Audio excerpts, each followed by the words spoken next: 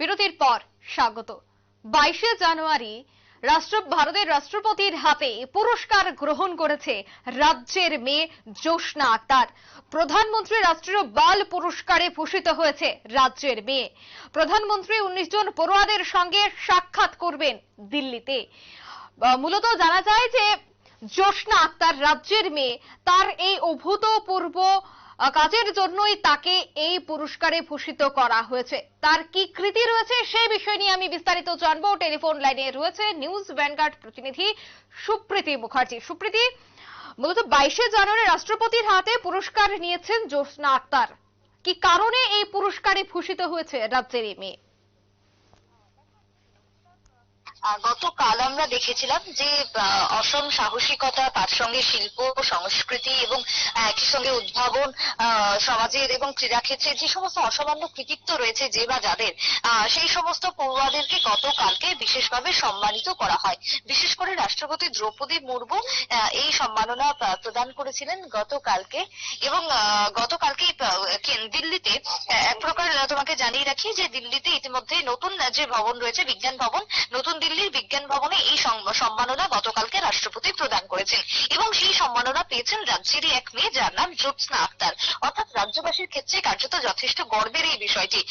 তারই অঙ্কিত তোমাকে জানিয়ে রাখি, এই যে পুরস্কার গতকালকে প্রদান করা হয়েছে, সেক্ষেত্রে দুটি উচ্চাকাঙ্ক্ষী জেলা, 18টি রাজ্য এবং তার সঙ্গে কেন্দ্রশাসিত অঞ্চলের 19 জন শিশুকে এই সম্মান বিশেষভাবে প্রদান করা হয়েছে। যে সম্মানকে বলা হচ্ছে প্রধানমন্ত্রী রাষ্ট্রীয় বাল পুরস্কার।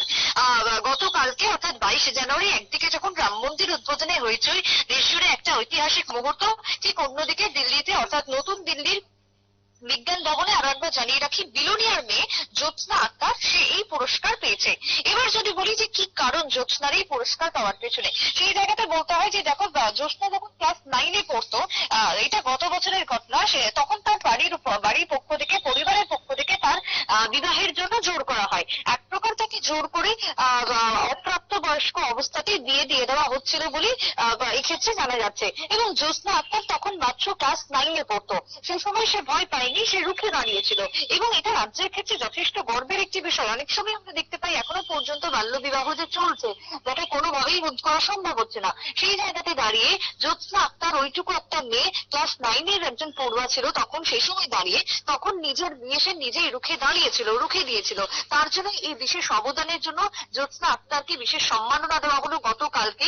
ভয় না পেয়ে যেহেতু সে দাঁড়িয়েছিল সামনের দিকে, আজকে তাই রাজ্যবাসীর একেবারে গর্বের কারণ এই জ্যোৎস্না আক্তার। অন্যদিকে আজকে দিল্লিতে যেহেতু গতকালকে প্রধানমন্ত্রী ব্যস্ত ছিলেন বিশেষ অনুষ্ঠান উপলক্ষে, যে 19 জনকে এই বিশেষ সম্মাননা দেওয়া হয়েছে, যার মধ্যে 18টি রাজ্য, কেন্দ্রশাসিত অঞ্চল, দুটি উচ্চাকাঙ্ক্ষী জেলা থেকে শুরু করে প্রত্যেকটা জায়গা মিলিয়ে 19 জন এই পুরস্কারে ভূষিত হয়েছেন। সেই 19 জন পড়ুয়ার সঙ্গে আজকে প্রধানমন্ত্রী নরেন্দ্র মোদী তিনি দিল্লিতে সাক্ষাৎ করবেন এবং সেই সমস্ত পড়ুয়াদের সঙ্গে কথা বলবেন। জ্যোৎস্না যেরকম রাজ্যের মেয়ে, বিলোনিয়ার বাসিন্দা এবং তা যেরকম রাজ্যবাসীর জন্য গর্বের, অন্যদিকে অন্যান্য রাজ্যের অন্যান্য জেলার মেয়েরাও রয়েছে, ছেলেরাও রয়েছে, যার মধ্যে তোমাকে বলে রাখি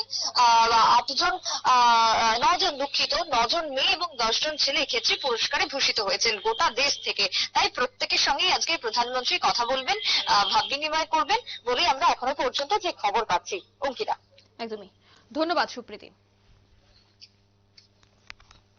ইতিমধ্যেই 22শে জানুয়ারি রাষ্ট্রপতির হাতে পুরস্কার গ্রহণ করেছে রাজ্যের মেয়ে। মূলত গর্বের বিষয় রাজ্যের জন্য। বিশেষ করে 5 থেকে 18 বছর বয়সী শিশু, কিশোর, কিশোরীদের মোট 6টি বিভাগে বাল পুরস্কার প্রদান করা হয়। শিল্প, সংস্কৃতি, সাহসিকতা, উদ্ভাবন, পাণ্ডিত্য, সমাজসেবা এবং খেলাধুলার ক্ষেত্রে নজির সৃষ্টি করার কারণে এই পুরস্কার প্রদান করা হয়। এবং গতকাল রাষ্ট্রপতির হাতেই সেই পুরস্কার গ্রহণ করেছে রাজ্যের মেয়ে জ্যোৎস্না আক্তার। নিয়ে নিচ্ছে ছোট্ট একটি বিজ্ঞাপন বিরতির সঙ্গে থাকুন।